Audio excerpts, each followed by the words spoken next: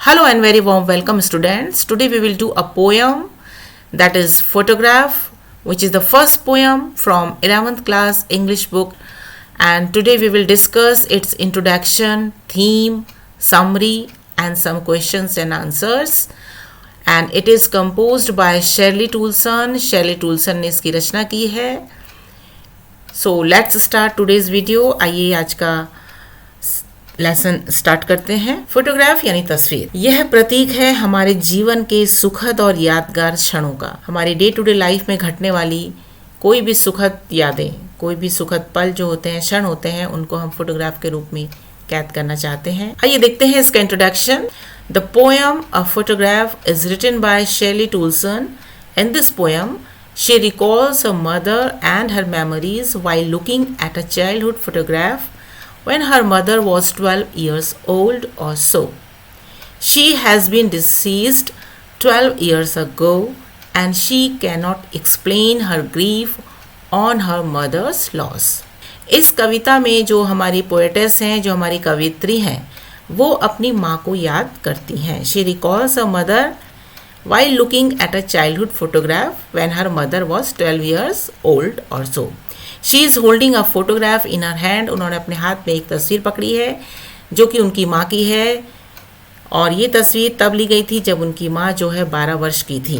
तो तस्वीर में अपनी माँ की 12 वर्ष की तस्वीर को देख करके उनको याद कर रही हैं. And she has been deceased. उनकी मदर जो हैं वो 12 वर्ष पूर्व जो है उनकी मृत्यु हो गई है. Deceased means to die. And she cannot explain her grief on her mother's loss. और अपनी माँ के खोने के दुख को वो शब्दों में अभिव्यक्त नहीं कर सकती हैं. She is unable to express her grief, her sadness, her sorrow in the words. आइए आगे बढ़ते हैं. Theme. So what is the theme of this poem? इस पोएम की थीम क्या है, इसकी विषय वस्तु क्या है, इस चीज़ के बारे में कवित्री ने इसमें बात की है. How time takes its toll on life. समय जो होता है वो किस तरह से हमारे जीवन पर प्रहार करता है, किस तरह से सीरियस और बैड इफ़ेक्ट वो डालता है हमारे जीवन पर. Nothing is permanent. कुछ भी जो है वो परमानेंट नहीं है. इस जीवन में कुछ भी स्थायी नहीं है. Men's life is very short. मनुष्य का जीवन बहुत ही छोटा है. With the passage of time death overtakes man. समय के साथ साथ मौत जो होती है, मृत्यु जो होती है, मनुष्य को अपने कब्जे में ले लेती है. Change is the harsh and bitter reality of life. और जो चेंज है, जो परिवर्तन है, वो हमारे जीवन का सबसे कड़वा सच है, सबसे कड़वी सच्चाई है, वास्तविकता है. किस तरह से एक भ्रूण जन्म लेकर के शिशु बनते हुआ, एक बालक बनकर के टीनेजर बनते हुए एक वयस्क व्यक्ति के रूप में परिवर्तित होता है और धीरे धीरे अपनी ओल्ड एज में पहुंच जाता है और अंत में मृत्यु को प्राप्त करता है. Summary. What is the summary? आइए इसका सारांश देख लेते हैं. The poem is a tribute to the poet's mother. चलिए, कविता पोएटेस की माँ के लिए एक श्रद्धांजलि है. She is looking at an old photograph of a mother which has a frame of cardboard. वह अपनी माँ की एक पुरानी सी तस्वीर को देख रही है जिसको जो कि which is pasted on a cardboard, जो कि एक गत्ते पे, एक पुराने से गत्ते के फ्रेम में पेस्ट की हुई है, लगी हुई है. The picture has 3 girls in which the middle one is the oldest and the tallest. इस तस्वीर में पोएटेस की मदर अपनी 2 कजिन्स के साथ खड़ी हैं. उनकी मदर बीच में खड़ी हैं, जो कि सबसे उम्र में बड़ी हैं और हाइट में भी सबसे बड़ी हैं. Beside her on both sides are her 2 cousins Betty and Dolly. उनकी माँ के अगल बगल उनकी 2 कजिन्स हैं, बैटी और डॉली, जिनका नाम है बैटी और Dolly. Who are holding her hand and are younger than her. वो दोनों कजिन्स जो हैं उनकी माँ का हाथ पकड़े हुए हैं और दोनों ही उनकी माँ से उम्र में छोटी हैं. They went for paddling on a beach holiday.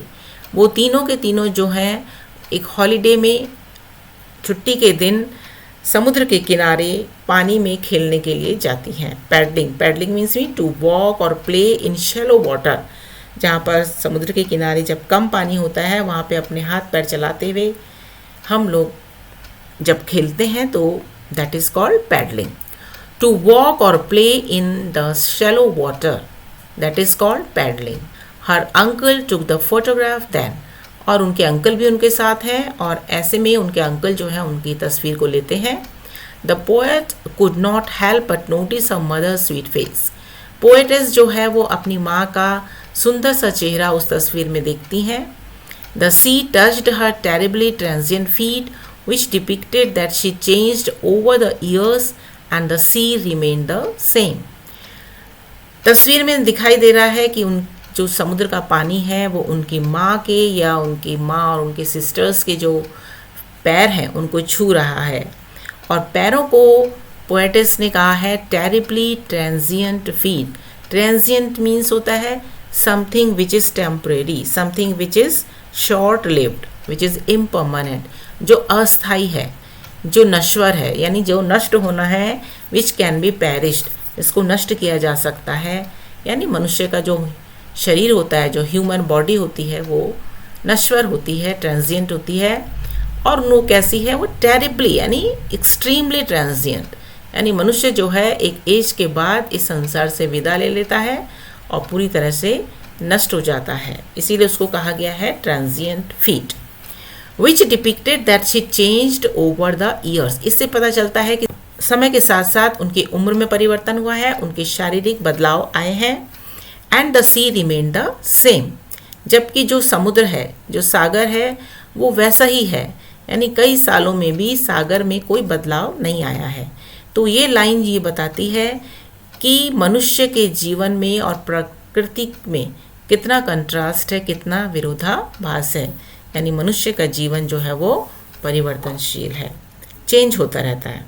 After 20-30 years her mother would laugh at the photograph.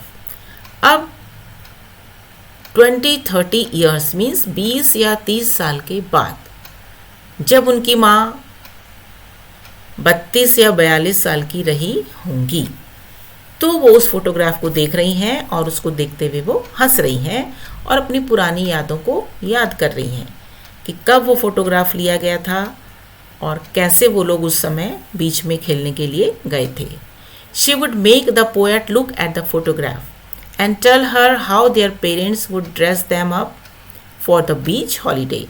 वो पोएटेस से कहती हैं, वो फोटोग्राफ को देख रही हैं और अपनी बेटी यानी पोएटेस से कहती हैं कि देखो किस तरह से उनके पेरेंट्स ने उनको बीच हॉलीडे के लिए उस दिन तैयार किया था. यानी वो याद कर रही हैं कि जो उनके पेरेंट्स थे, यानी पोएटेस की मदर के पेरेंट्स जो हैं, उन्होंने उस दिन उनको क्या किस तरह से उनको ड्रेसअप किया था, कैसे उनको ड्रेस पहनाई थी बीच हॉलीडे में जाने के लिए. The beach holiday was her mother's favourite past memories while her laugh was the poet's favorite memory. जो बीच हॉलीडे था वो उनकी माँ का सबसे पसंदीदा पास टाइम था. यानी कि उस फोटोग्राफ को देख करके, उन बातों को याद करके, उस समय को याद करके उनकी माँ बहुत खुश होती थी और बहुत प्रसन्न रहती थी. जबकि जो पोएटेस है, जो लेखिका है, जो कवित्री है, हमारी इस पोएम की राइटर जो हैं, वो उनका जो फेवरेट पास टाइम था वो अपनी माँ के उस समय को याद करके खुश होती थी. जबकि वो अपनी माँ के उस समय को याद करके, जबकि उनका फेवरेट पास टाइम अपनी माँ को याद करते हुए होता था. Both of them lost something which they cherished a lot. दोनों ने कुछ ना कुछ खोया था जिसको कि दोनों के दोनों बहुत याद करते थे. And yet can not live that moment again. दोनों का ही वो पास टाइम है, दोनों ही अपने अपना समय को खो चुके हैं जो समय वापस लौट करके नहीं आएगा. They can not live that moment again. और आइए अब देख लेते हैं first question. What does the cardboard denote in the poem? Why has this word been used? इस पोएम में कार्डबोर्ड का यूज़ क्यों किया गया है, वो क्या दर्शाता है? कार्डबोर्ड का जो यूज़ किया है पोएटेस ने, उसका क्या मतलब है? तो कार्डबोर्ड एक्चुअली में कहते हैं गत्ते को. जो गत्ता होता है एक तरह का फ्रेम होता है कागज़ का, थिक पेपर का, जिसमें कि जिसके ऊपर हम पिक्चर को पेस्ट करते हैं और उसके बाद उसमें हम ग्लास लगा के उसको फ्रेम कर लेते हैं. इन the poem the word cardboard means a frame which supports the photograph. इस पोएम में कार्डबोर्ड का मतलब एक प्रकार के फ्रेम से है, एक प्रकार के ढांचे से है, स्ट्रक्चर से है, जो कि फोटोग्राफ को सपोर्ट करता है। जो फोटोग्राफ के जो किनारे किनारे जो ये चौकोर जो स्ट्रक्चर होता है, इसे कहते हैं फ्रेम या cardboard, which supports the photograph, जो कि फोटोग्राफ को सपोर्ट करता है। This word had been used in the poem because the picture is very old. इस शब्द का प्रयोग कविता में किया गया है क्योंकि जो तस्वीर है वो बहुत ही पुरानी है और अब उसका कार्डबोर्ड ही बचा है। मनुष्य का जीवन जो है वो एक कागज के टुकड़े से भी ज़्यादा अस्थायी होता है। इस चीज़ को ये सिग्निफाई करता है, इसको प्रदर्शित करता है। आइए सेकंड क्वेश्चन देखते हैं। What has the camera captured? जो कैमरा था, जो पोएटिस की अंकल ने उनकी मदर की और कजिन्स की जो पिक्चर खींची थी, उस कैमरे ने क्या कैप्चर किया था, यानी उस तस्वीर में क्या था? The camera has captured the poet's mother and her two cousins Betty and Dolly on the beach. कैमरे ने जो तस्वीर आई थी वो थी पोएटिस की मदर और उनकी दो कजिन्स की, जिनके नाम थे बैटी और डॉली, जो कि सी बीच पर अपना हॉलीडे मनाने के लिए गए थे और अंकल ने उनकी फ़ोटो ली थी। They went for paddling where her mother's uncle captured the photo in between the moment. Her mother was around 12 years old. They were holding the poet's mother's hand. वो लोग उस तस्वीर में पोएट की माँ के हाथों को पकड़े थे। The three of them stood smiling as the wind tousled their hair. तीनों की तीनों मुस्कुराते हुए वहाँ पे खड़ी थी, जबकि जो विंड थी, जो हवा थी, हवा के झोंके से उनके जो बाल थे वो उनके चेहरे पर अस्त व्यस्त बिखरे थे। दे वर टसल्ड मीन्स अनटाइडी, उनके बाल जो थे वो अनटाइडली उनके चेहरे पर फैले हुए थे। Let's move to the next question and the next question is question number 3। What has not changed over the years? कई सालों से क्या नहीं बदला है? Does this suggest something to you? क्या इससे आपको कुछ पता चलता है?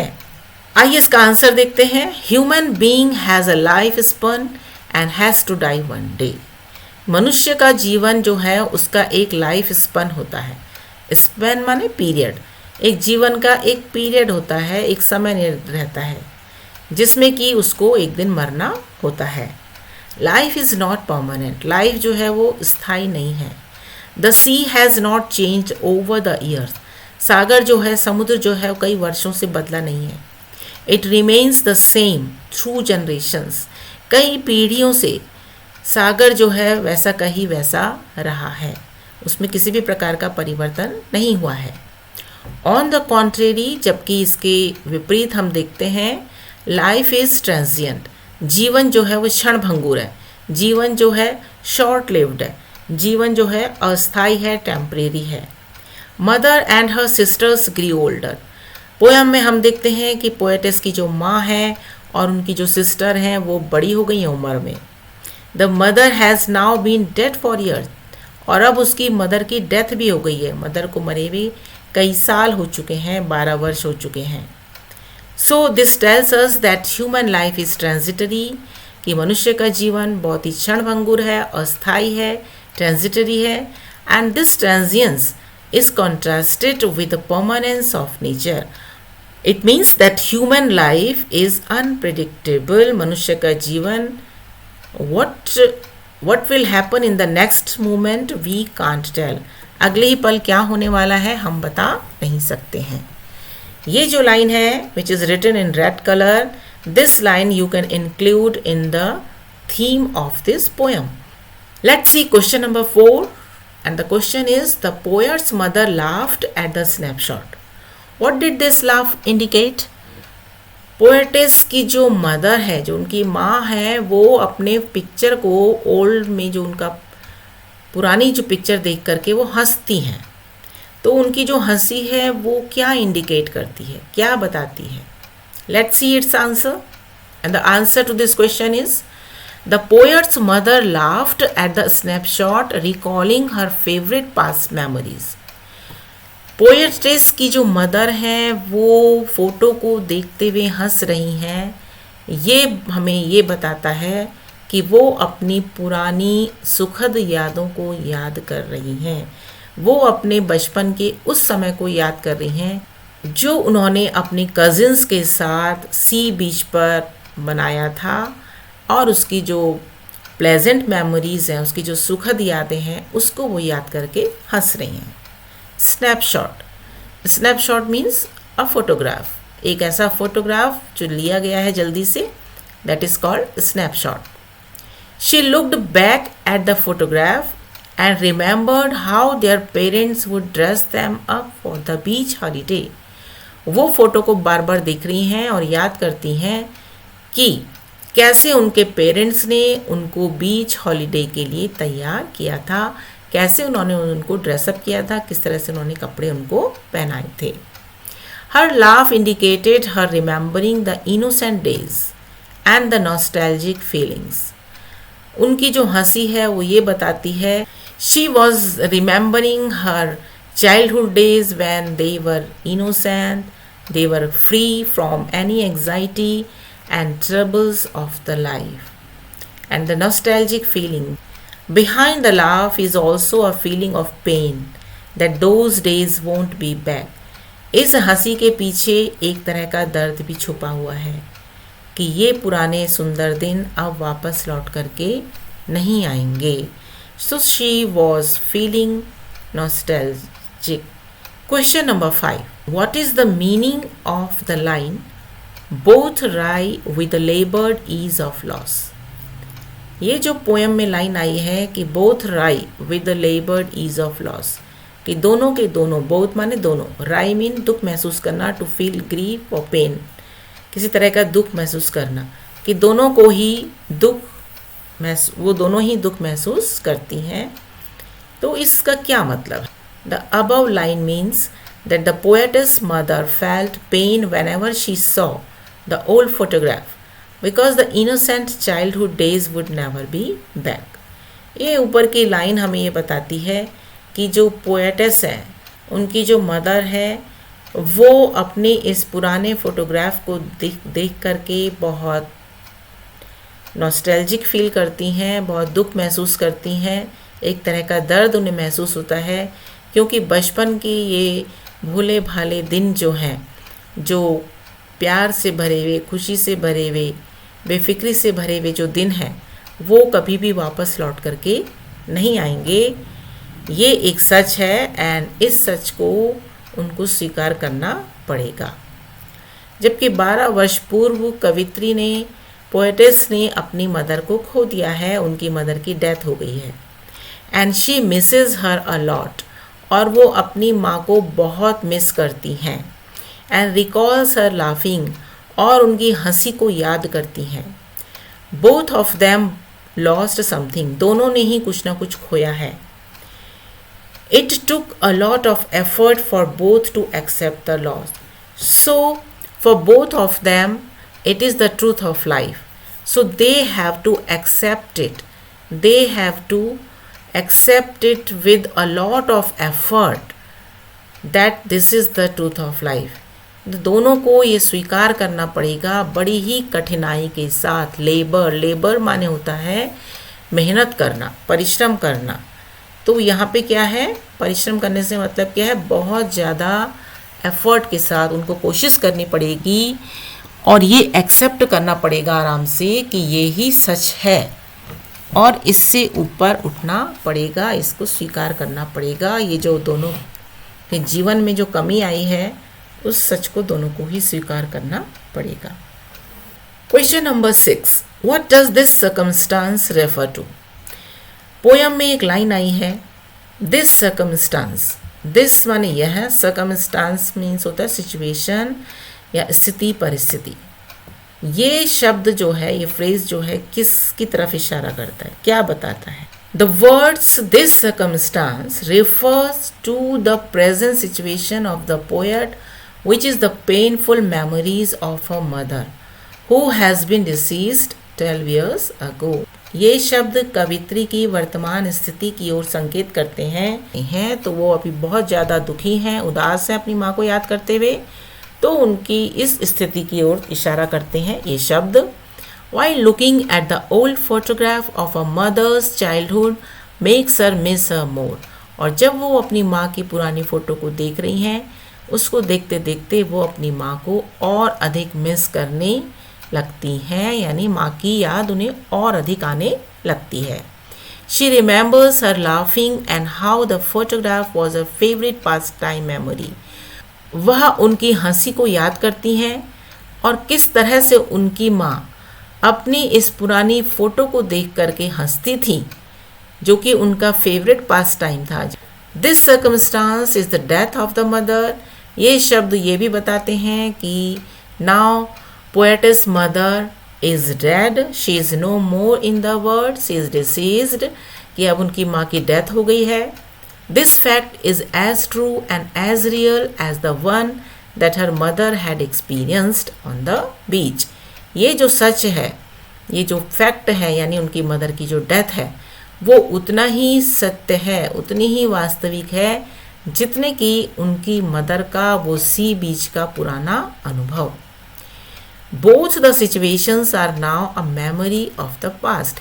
ये दोनों ही सिचुएशंस जो हैं उनके लिए अब उनके पास्ट की यादें हैं।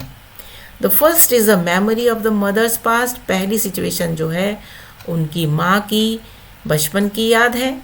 And the second of the poet's past, और जो दूसरी सिचुएशन है वो पोएटिस के जीवन की पास्ट की याद है। And the second of the poet's past. Now question number 7. The three stanzas depict three different phases. What are they? जो 3 स्टैंजा हैं पोयम में, वो 3 फेजेस को, 3 फेजेस माने स्टेजेस को, 3 स्थितियों को, 3 परिस्थितियों को बताते हैं। तो वो 3 स्थितियाँ क्या हैं? As you can see in these pictures, first stage is the girlhood. When her mother was 12 years old, जब उनकी मदर एक लड़की थी, छोटी सी बच्ची थी। And second stage you can see when her mother was 42 years old और so on, जब उनकी माँ लगभग 42 साल की रही होंगी, एडल्टहुड में रही होंगी अपने, तो ये उस समय की स्थिति को बताता second stanza. And in third stanza we find that her mother is dead, कि उनकी माँ की मृत्यु हो गई है। तो आइए इसका आंसर कैसे लिखना है देखते हैं। The girlhood of the poet's mother. First stanza क्या है? The girlhood of the poet's mother. Poet's की जो मदर है उनके गर्लहुड को बताता है कि जब उनकी माँ एक लड़की थी। The period before the birth of the poet, ये वो समय था जब पोएटिस का जन्म नहीं हुआ था, उनकी माँ भी एक छोटी सी लड़की ही थी। हर सेकेंड स्टेंज में हम देखते हैं हर मिडिल एज, उनकी माँ अपने मिडिल एज में, now she has reached her middle age, वो अपने मिडिल एज में पहुँच चुकी हैं। The period during the childhood of the poet, वो समय है जबकि पोएटिस अपने बचपन में है। उस समय पोएटिस छोटी हैं और उनकी मदर अब 42 ईयर्स की हो गई हैं। And the third stanza depicts that period after the death of the poet's mother. Now poetess की मदर की डेथ हो गई है और उसकी डेथ के बाद का जो स्थिति है वो उसको किस तरह से उनको उस सिचुएशन में फील होता है। In third stanza we see the pain, agony and grief of the poets on the death of her mother, on losing her mother. अपनी माँ को खोने पर पोएटिस किस तरह से दुखी महसूस कर रही है उनकी याद करते हुए, वो हम थर्ड स्टेंज में देखते हैं। And now it is the end of today's lesson, और अब आज के इस लेसन का अंत हो गया है। Thanks for staying till the end, अंत तक बने रहने के लिए आपका बहुत बहुत धन्यवाद। Soon we will meet again in the next video. Keep learning, keep practising, सीखते रहिए, प्रैक्टिस करते रहिए।